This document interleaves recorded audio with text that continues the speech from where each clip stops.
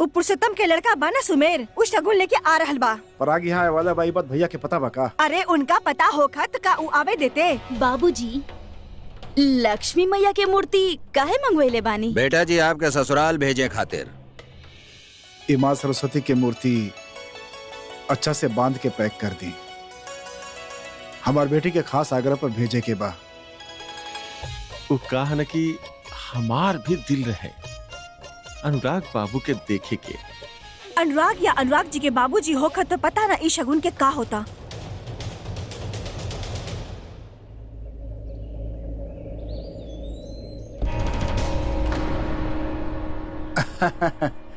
ई भैया ई बड़न पराग बाबू। अरे बाप रे, आ गइलन। भगवान करे कोनो तमाशा ना होखे। विकराल सिंह जी के बेटा। अरे आ गए नी आप। अरे पहचाने ना इनका के? ई विकराल बाबू के बेटा बानी, पराग बाबू। वो अभी शगुन लेके आयल रहे ना। पराग बाबू यह तो बाड़े अनुराग जी के बाबूजी। नाम चाचा जी। चला अच्छा संजोग बा, आप लोगन के मुलाकात भी हो गई। पराग बाबू प्रणाम। चलो तनी चाचा जी।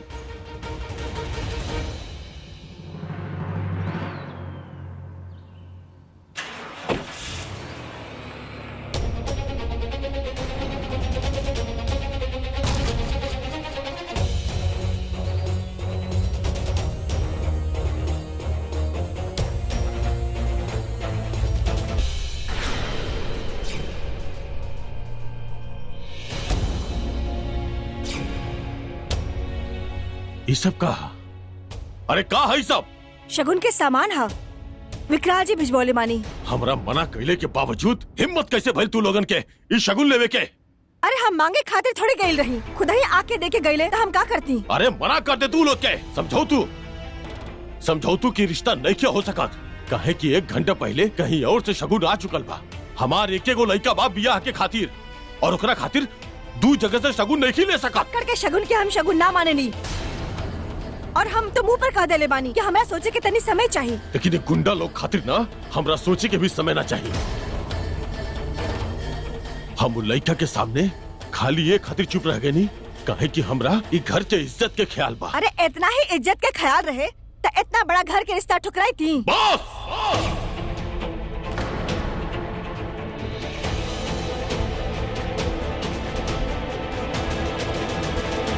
अभी विषय पे एक शब्द नहीं सुने के हमरा। भैया हम का कहते रहनी कि अब तो सब आ गइल बा ना, तो अब का करी? का करी?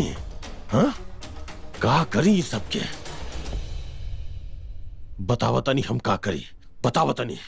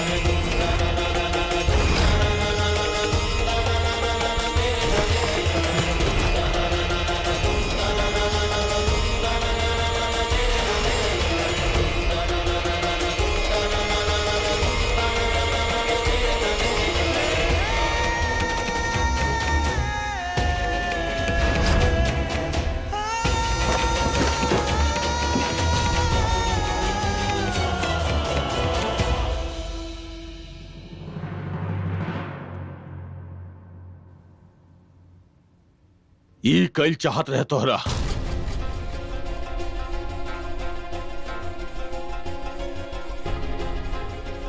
शांत हो जा विद्वान।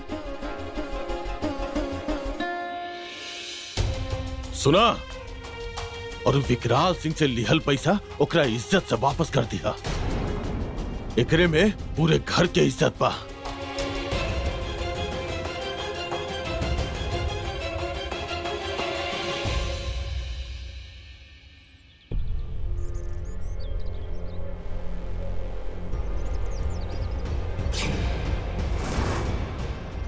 भैया ई सब का बा? लालच।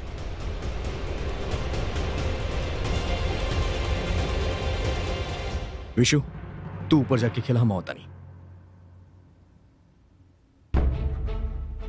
चाचा हाँ, क्या आयल रहे यहाँ?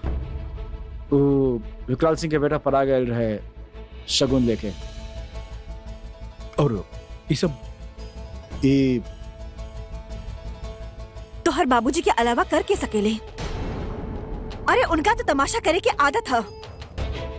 अनुराग, अनुराग बेटा, ससुर के नाती ई त्रिभुवन आज फिर हाथ से निकल गए। किस्मत के बहुत तेज बा ससुरा। ओ किस्मत के ना, दिमाग के तेज बाऊ। हमार बाबूजी के डबल क्रॉस कैले बाई कुछ तो खूबी हुई।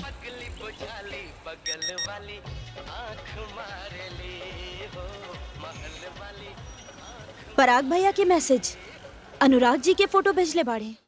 अरे ई तो What do you think you are? What's wrong with you guys?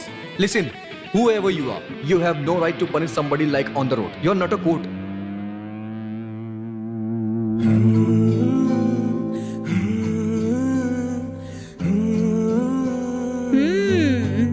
अरे हमरा का मालूम रहे कि आप हमार ऊ बनब।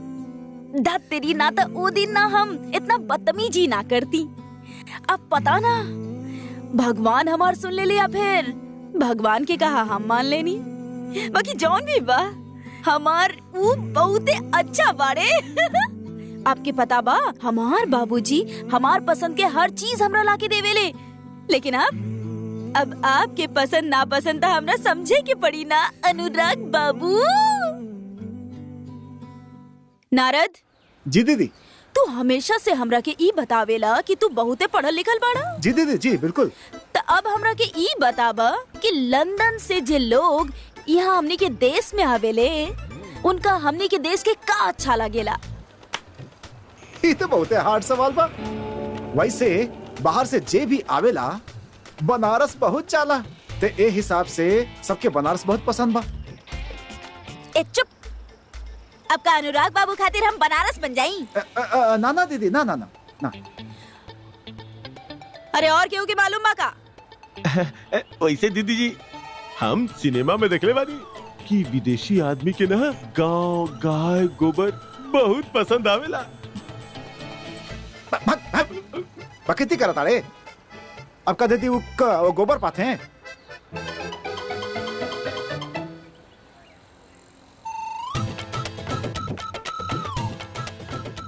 ए रुक। अरे ना ना ना ना घबरावा मत। जरा हमरा की बतावा कि तू बचियन कौन सा कक्षा में पढ़ेलू? 10वीं में। सब 10वीं में पढ़ू? तो का बा अब हम ना तहार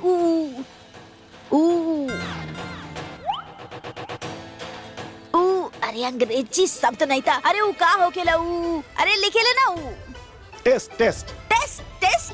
अब जौन बा हम तोहनी के टेस्ट लेब और ये पता लगाए कि तू बचियन सच्ची में 10वीं में पढ़ेलू कि हमरा से झूठ बोला ताड़ू। अब हमरा के ई बतावा कि जे विदेशी लोग होखेले वो जब हमनी के देश में आवेले तो उनका हमनी के देश के का अच्छा लागेला? हाँ, हमार सामाजिक विज्ञान के मैडम जी बतावे नी कि विदेशी के हमार देश के संस्कार, पहनावा जैसे साड़ी, बिंदी इत्यादि बहुत पसंद आवेला। कबात बा तू लड़कियन जब कॉलेज में जेबू ना, कॉलेज में टॉप करबू टॉप। का बात बा।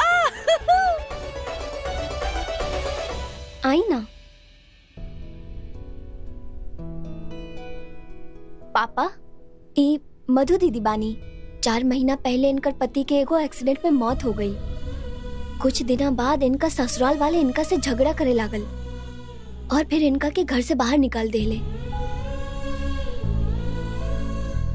अरे आप बैठी ना। ये अपन ससुराल वालन के खिलाफ केस लड़े के चाहता नहीं, लेकिन केस लड़ी खातिर इनका पास पैसा भी ना बा।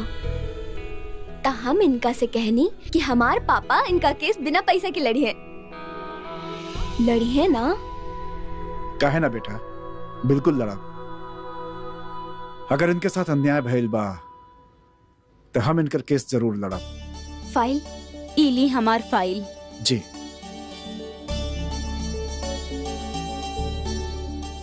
बिटिया तू एगो काम करा, इनकर एगो फोटो और एक कागज की कॉपी हमरा के दे दा। पापा ये डिटेल्स तो हमारे फोन में पहले ही से बा। रुकी, हम भेजा तानी आपको। ठीक बा।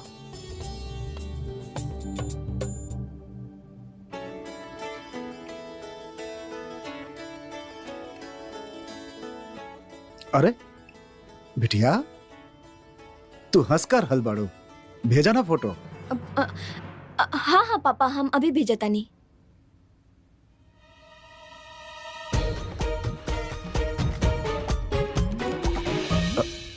अरे बिटिया तू हमरा के अनुराग के पिक्चर भेज देले बाड़ू।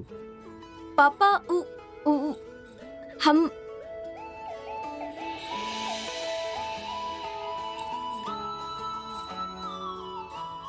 अरे अनुराग जी, आपके चक्कर में गलती हो गई।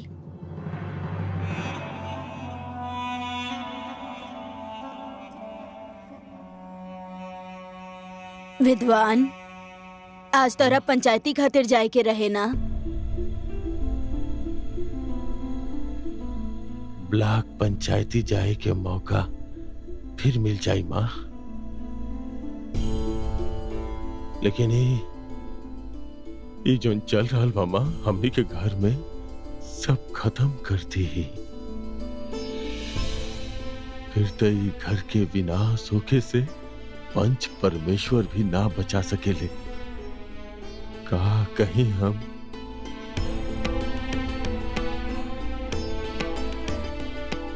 ये सब के पैसा के चमक के आगे सही गलत कुछ दिखाई नहीं देते। हमके कुछ समझ में नहीं आवत कि कैसे समझाई लोग के, कौन सा भाषा समझी लोग। अरे का समझी बतावा? छलनी सिखावे चाल, एकरा में खुद ही क्षेत्र को छेद बा।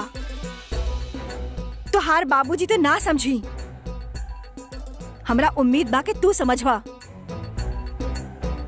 अरे ई सब हम तुहार भला खातिर कर रहल बानी। देखा, बहुत उम्मीद बा तोहरा से, और तोहरा से ना रखब तो केकरा से रखब? उनकरा से तो कोनो उम्मीदें ना दिखेला। उम्मीद पर तो दुनिया कायम बा बेटवा। हम रेवती के बहुत अच्छा से जाने नी, उ दूर के ना सोच पावेले, बाकी होमे कोनो खराबी नहीं खे। अच्छा छोड़ा, तू इस सब के चिंता मत करा, जाके अनुराग से बात करा। सृष्टि से अनुराग के छेका करवा दा। एक बार छेका हो गईल तो सब ठंडा पड़ जाई। तनी ठंडा दिमाग से सोचा, बाकी सबके अकल पर तो पत्थर पड़ गईल हा। एक बार रागिनी के साथ तोहर छेका हो गईल ला, त केहू कुछ न कर पाई। देखिया, तू ए रिश्ता से बहुत खुश रहबा।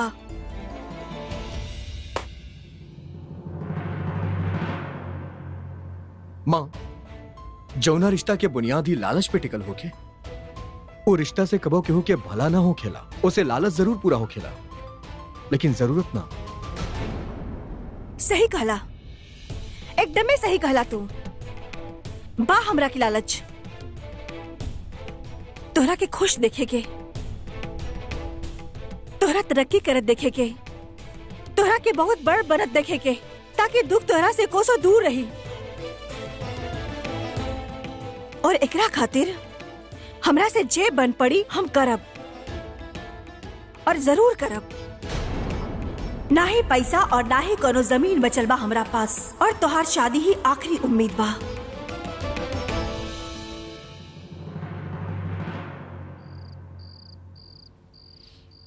ससुर के नाती बड़का हरिश्चंद्र बने चलल बा।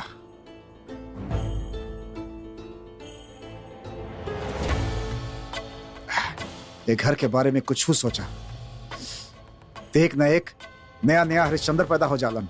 अरे भैया का कम रहलन, अब एगो अनुराग, ये उनको नक्शे कदम पर चल रहा बा। अरे घर के बारे में क्यों सोचबे ना करेला। तो आप इतना चिंता काहे करत बानी? जे हो रहल बा ओकर के होए दी। का बोलू?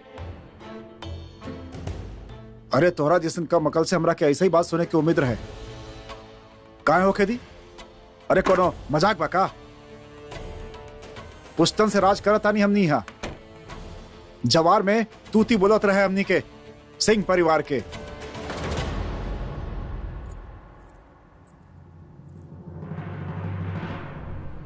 भौजी का बात बा? कल ऊ कंगला वकील के लड़की के छेका करे जा रहल बाड़े। काहे? अरे इतना जल्दी हार मान गए इनका? ना देवर जी, हार ना माननी हा। हम वहाँ जाइब जरूर उनके बेटी के छेका करे खातिर, और आइब उनका छीछा लेदर करके। ये जो रिश्ता बा ना, वो बने से पहले ही हम बिगाड़ देब।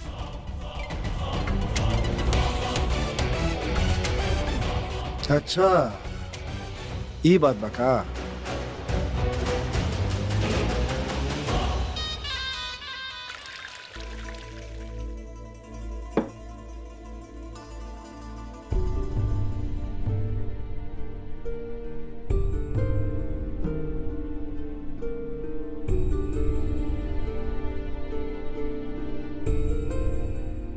पापा माँ रिश्ता के लेके खुश नहीं की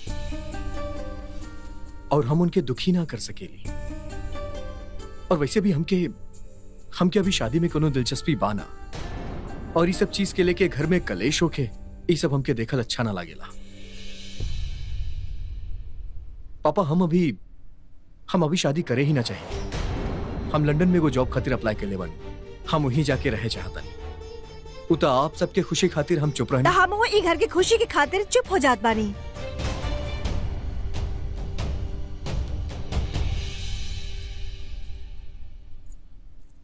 कल चलकर हम देखे चाहत बानी कि तोहार बाबूजी कौन सा लड़की देख ले बाड़े जो इतना जिद पकड़ के बैठल बाड़े।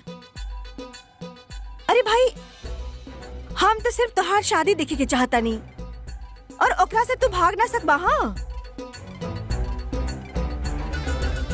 कल हम चलकर वो लड़की के छेका करब, ठीक बा?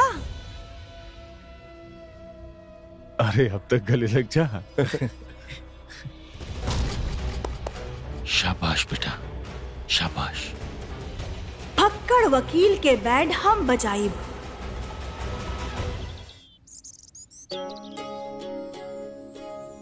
अरे अरे विशु हमार भाई, एकरा ऐसे ना, ऐसे ऐसे सर डाला, हाथ डाला,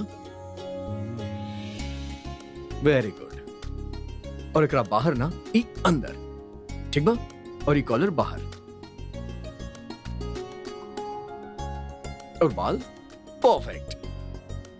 ई विदेशी सेंट तब बहुत अच्छा महक रहल बा। तारा अच्छा लागल? अच्छा लागल? इला अपना पास रखला, हमरा पास और बा। अच्छा, अब बताई, हम हीरो लागत तानी ना? हमार भाई हीरो ना, सुपर हीरो हा। बिसु बेटा, प्रसाद ले ला। चा चा चा चा चा चा, दादी बुलाओ तारी, प्रसाद लेके जल्दी आवा। जा, का हो गइल? अरे भैया, आप भी ना फटाफट से तैयार हो जाइए। अगर हम ज्यादा अच्छा लगनी ना, तो ये लोग कहीं हमने भी आना करवा दे। अरे जाओ। चलिए।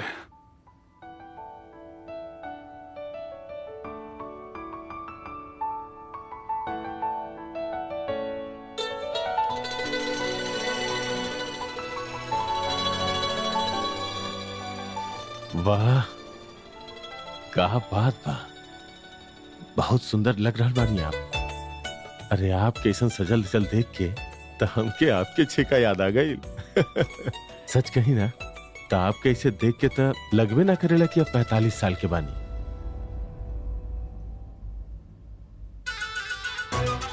लेकिन आप पूरे 50 के लागत बढ़े, ज्यादा निहारे की जरूरत नहीं खे।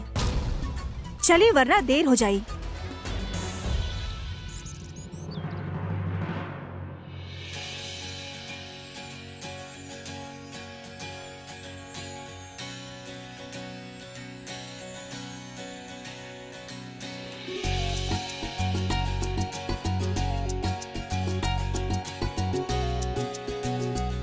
अरे तू और तुहार पापा सुबह से साफ कर रहल बाड़ा, सब साफ कर लेला। अब उतरा नीचे बेटा, ई घर में हमार कोई सुनबे न करी। कब से मना कर रहल बाड़ी सृष्टि? बस थोड़ा सा बचल बा माँ, कई दिला से साफ ना कैले है ना। अरे आज एक ही दिन में साफ करबू का?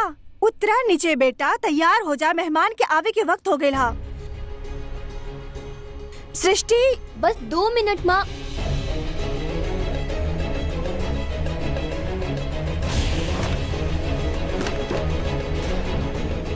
सृष्टि,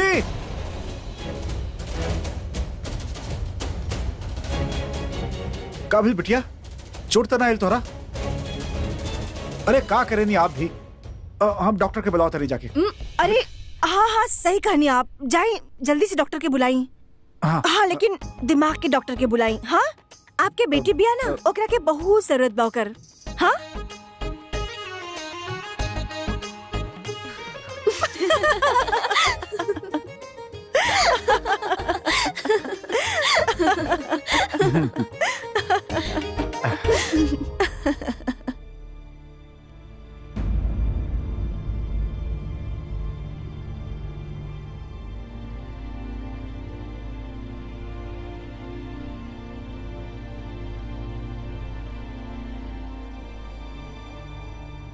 का भइल पापा?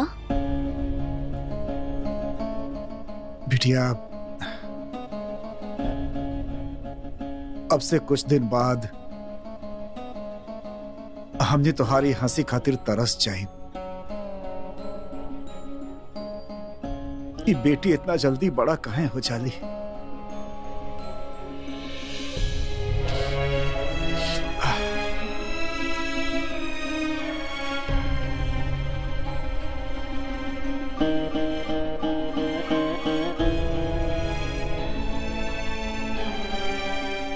बिटिया तू ना तो हमनी के कभी परेशान कैलू और ना ही कबो कोनो जिद कैलू। पता ही नहीं चलो तू कब शादी के लायक हो गईलू।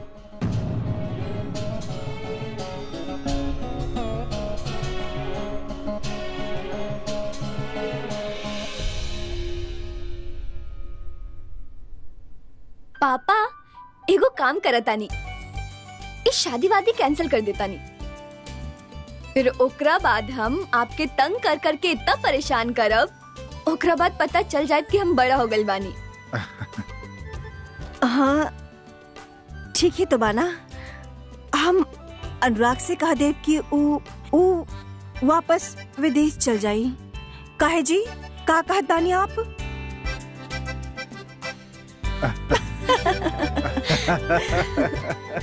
बेटा हे भगवान, आज ही छेका अच्छा से हो जाए और हमारी बेटी हमेशा खुश रहे।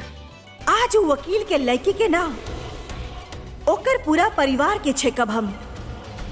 बाप बेटी के ऐसन पानी पिलाइब कि शादी तो दूर के बात बा, कि शादी के सपना भी ना देखत।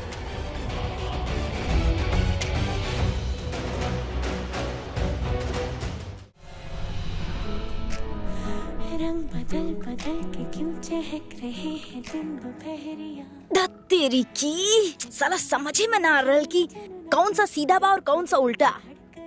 हमार माँ तो सही में महान आत्मा बाड़ी जे ई सब झमेला संभाले वेली।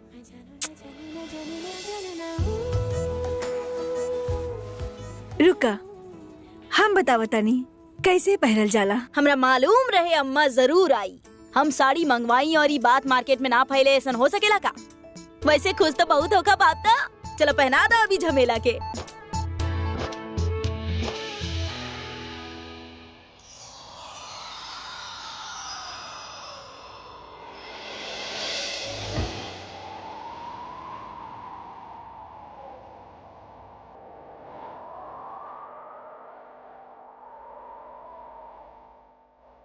अरे वाह, हमके तो पता ही ना रहे हमार बेटी इतना सुंदर लग रहा बिया। केकरो नजर ना लगे। सही कहा था नहीं अम्मा, बिल्कुल। हमार तो मन करा था कि हम खुद ही पे लाइन मार ली।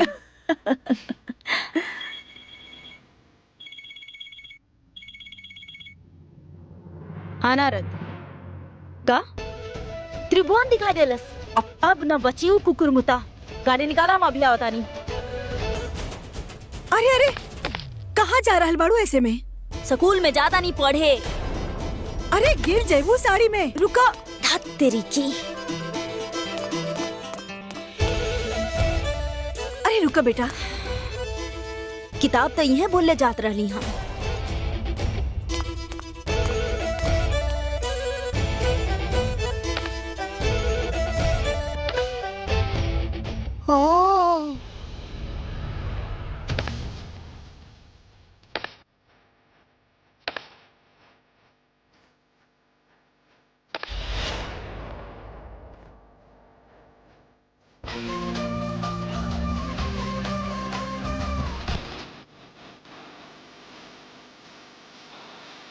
का ये का साड़ी? साड़ी पहनले बानी। दीदी आप साड़ी में इतना अच्छा लगा था नहीं कि हमरा एक ऐसा लगा था कि हम साड़ी पहन ली। चुप, चल यहाँ से। हाँ चली चली चली चली चली चली। दादी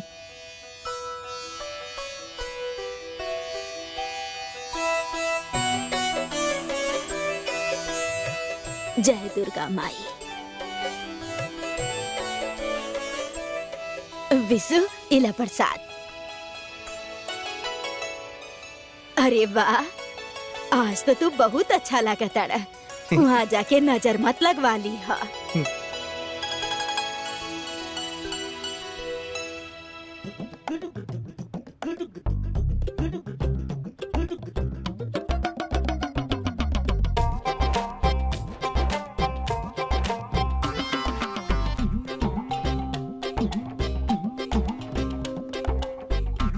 ये लड्डू हम खा ली।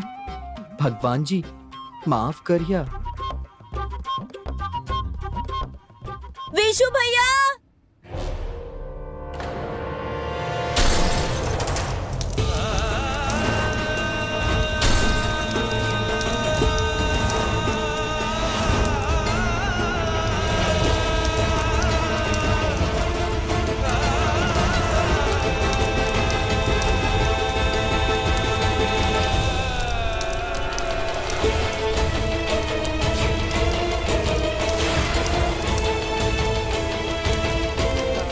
विशु भैया,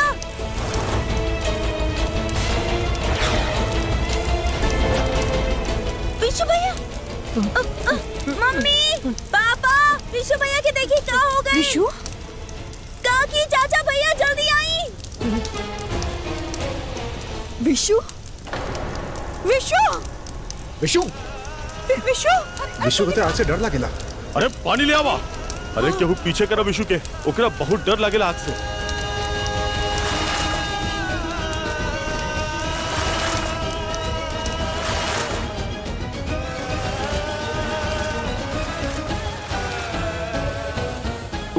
केहू संभाला ओकरा। हे माए, आज अनहोनी से बचा लेनी। आपके लाख लाख शुक्र बा।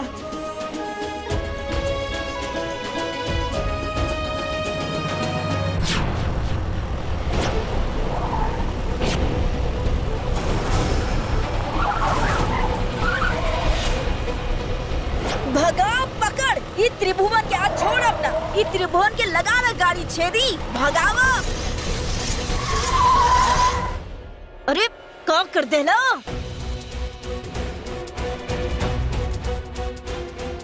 ओए माँ, दीदी गाड़ी का टायर पंचर हो गए। अरे धक तेरी की। अरे सारा करल करावल पर पेट्रोल फेर देला।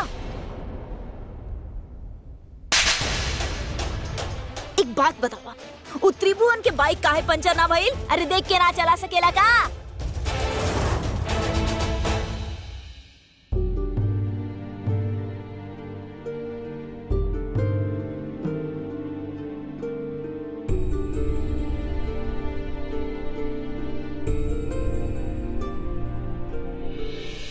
अरे कुछ ना भइल हमार विश्व के। और तनी डर गइल बा, तनी देर में ठीक हो जाई। हाँ? लेकिन अम्मा जी, विशु के ऐसे हालत में छोड़ के जाए के मन न कर रहल बा। अरे कोनो छेगाव का में ना जाए के बा, कोनो और दिन तय कर ले। अरे ना बड़की बहू, हमने के यहाँ कोनो अनहोनी ना भइल बा। अभी शुभ काम ना रुकी। हाँ, और कमलावती और हम यह विशु के पास बानी ना। सब लोग जा। हाँ? लेकिन अम्मा जी। अरे हम कहा तानी ना, जा। जी अम्मा जी। पुरुषोत्तम बाबू, हमार छोटा बेटा विशु की तबीयत आज अचानक थोड़ा खराब हो गई। ऐसे आज हमने के आ ना पाई। ना आ पाई? अच्छा, का भेल ओकरा के? सब ठीक तो बा ना? ना वो सब तैयारी कर ले रहनी हमनी यहाँ। हाँ जी, कहा बताएं आपसे। वो मंदिर के पास जो कपड़ा बा, अचानक ओकरा में से आग लग गई। विशु के बचपन से ही आग से डर लागेला। वो ओकरा संभालना मुश्किल हो गई। सब ठीक तो बा ना? ना ना पुरुषोत्तम बाबू, वैसे तो ठीक बाबू, लेकिन कहा कि ओकर। भाई साहब, हम विशु के अम्मा बोले तनी। जी जी। हमने सब आ रहल बानी, आप छेका के तैयारी कर ले। हाँ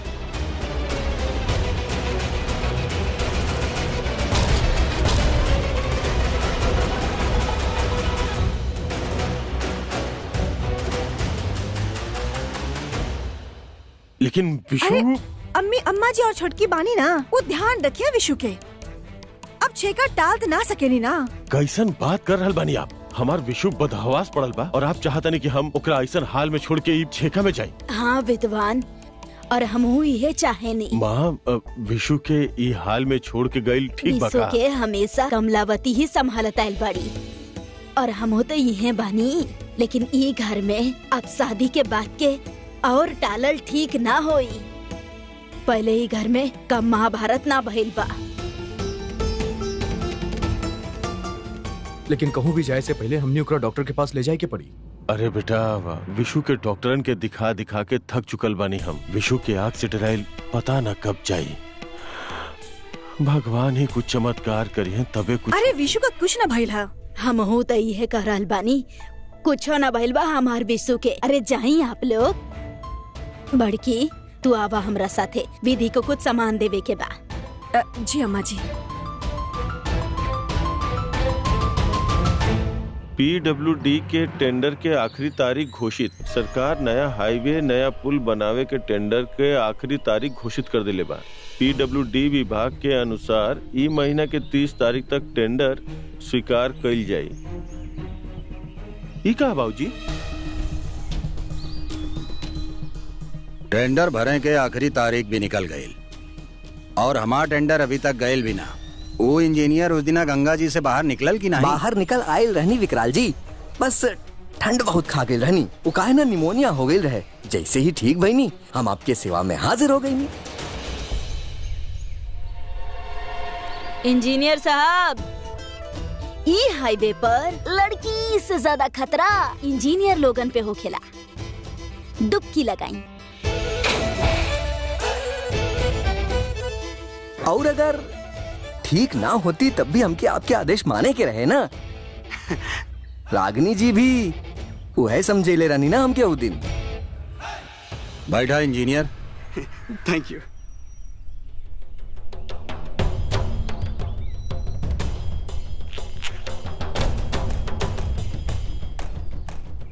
ई फाइल का बा? टेंडर का फाइल है रागिनी जी। हम सबके सब उठा लाए ताकि आप लोग बढ़िया से उमरान करके सबसे कम कोटेशन फाइल कर सकें।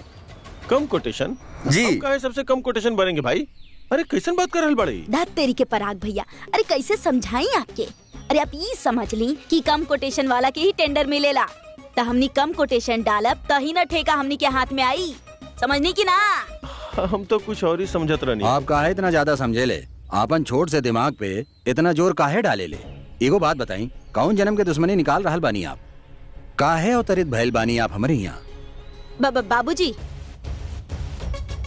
अरे बाबूजी जाए दी ना। वो का बाकी भैया जबा कबो कबो कन्फ्यूजिया जाले। अरे अब तो ये बताई कि टेंडर के का करी? अरे बेटा जी, टेंडर के कहा करे के बा? हमारी टेंडर तो पहले से फेल बा। ऐसन बा इंजीनियर, फाइल हिजे छोड़ जा। बतियाई का करे के बा? लेकिन विकराल जी सरकारी फाइल है, हम यहाँ एकरा कैसे? अरे मन्नी की फाइल सरकारी बा, लेकिन तहार जान तो पर्सनल बा ना। अरे काहे सरकारी चक्करन में अपन पर्सनल नुकसान करवाता नहीं? चली फाइल रख के जाई। जी जी बिल्कुल।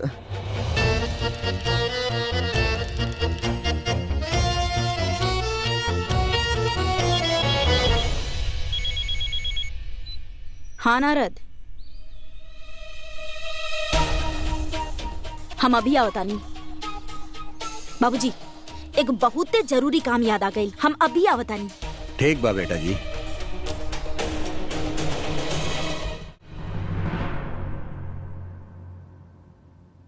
कहाँ रह गए सब?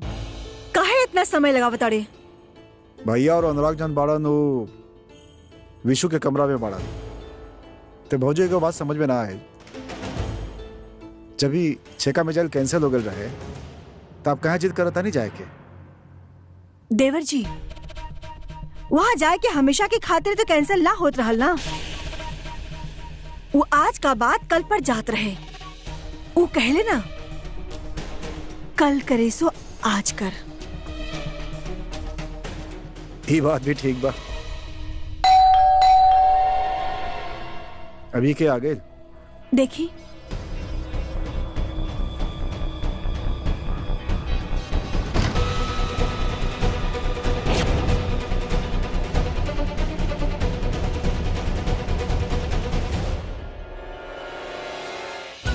अरे नारद जी, आप तो हमरा के देख के एकदम झटका खा गए लगा था। अरे ना ना, ऐसा कोनो बात नहीं खे। आप बिना फोन के चलिए नहीं तो बताई ना का बात बा। रागिनी दीदी एकदम ओपन में मना के लिए रही बताए खातिर, और अगर बता दे तो सारा मजा ना खराब हो जा। ई का लेके आयल बड़ा तू? ये अनुराग जी खातिर गिफ्ट बा रागिनी दीदी की तरफ से।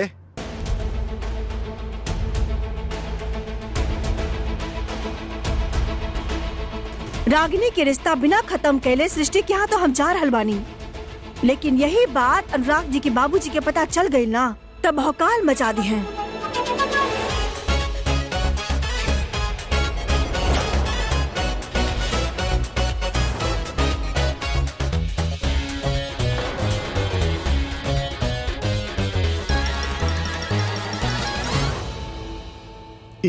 अनुराग जी के कमरा में लगाए के बा। आप लोग बता देती तो हम लगा देती। जी हाँ, आप वो काम करी, हम ही रख लेता नहीं, हम टंगवा दे लाई। लेकिन रागिनी दीदी एकर प्लेस बिल्कुल फिक्स कर देले बाड़ी। ये अनुराग जी के कमरा में ही लागी। अरे तो हम लगवा देब ना, चिंता मत करिए। लाई लाई लाई दी। हाँ ली हम लगा देव अनुराग जी के कमरा में। चलिए आप। जय श्री राम। जय श्री राम। धन्यवाद। अरे देवर जी, अरे जल्दी करा, एकरा के कहीं छुपावा। अगर आपके भैया जी देख लिए ना तो बहुत मुश्किल हो जाई। हाँ हम करते हैं।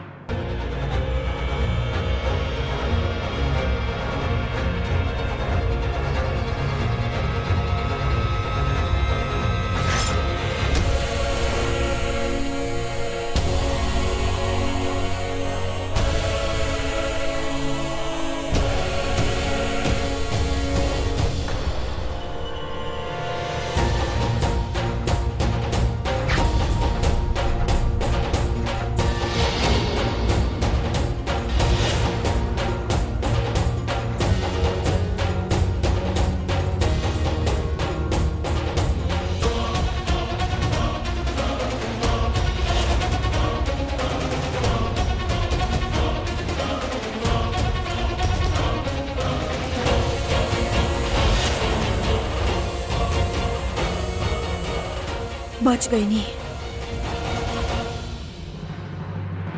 अरे आप यहाँ खड़ा बानी, चली भाई, देर हो रहा बा। पुरुषोत्तम बाबू राह देखत हो किए। अरे हम तो तैयार ही बानी। ब्रिज कहाँ रह गई?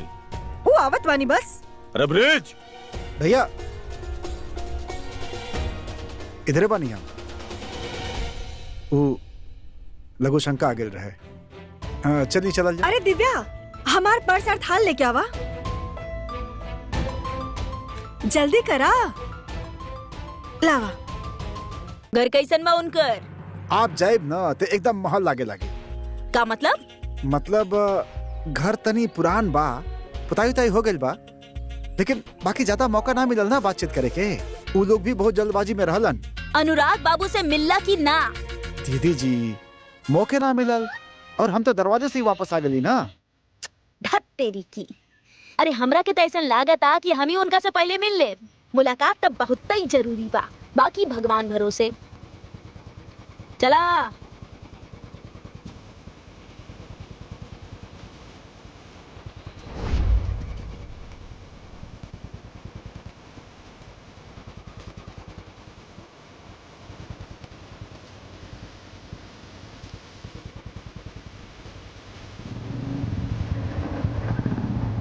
अब देखा तानी हमार फोटो का कमाल करेला।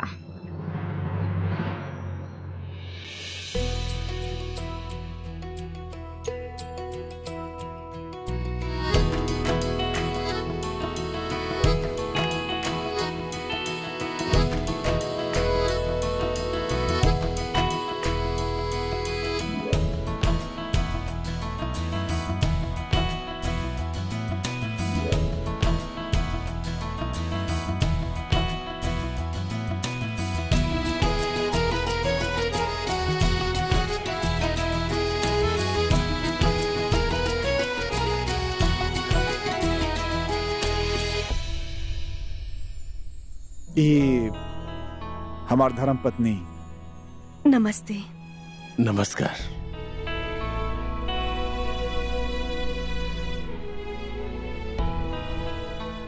और ये हमारी बिटिया सृष्टि।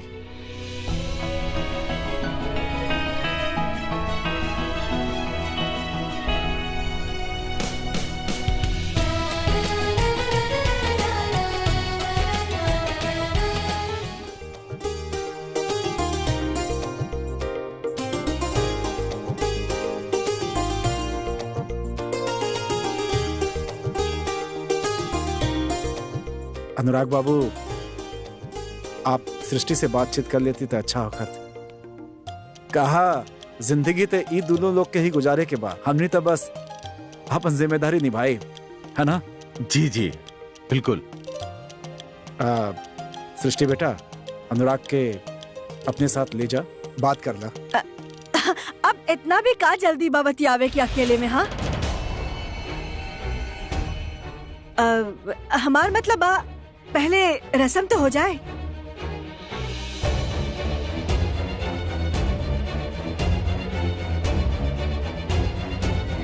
भाभी जी, वैसे आप सही कहता है। काबा पहले दोनों के बांध देहल जा, फिर उड़े चाहे जितना उड़े के बाद।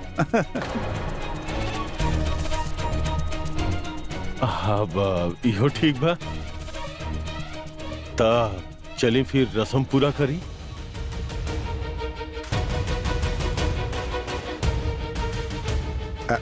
अब बेटा बैठा।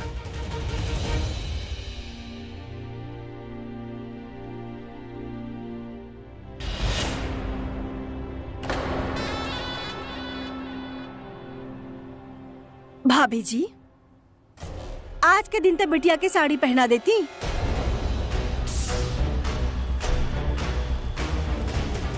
वो काबा की विधि में माथा पर आंचल के होखब जरूरी बा।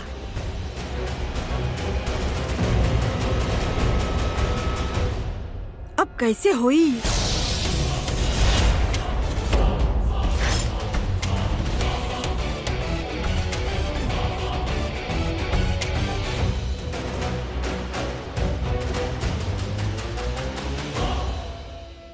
कोनो दिक्कत नहीं है।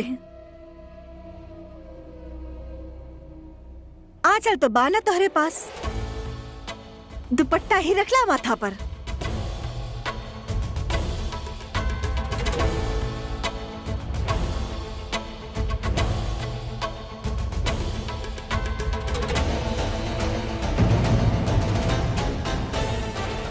ई तब बस शुरुआत बा, आगे आगे देखा होखे लगा।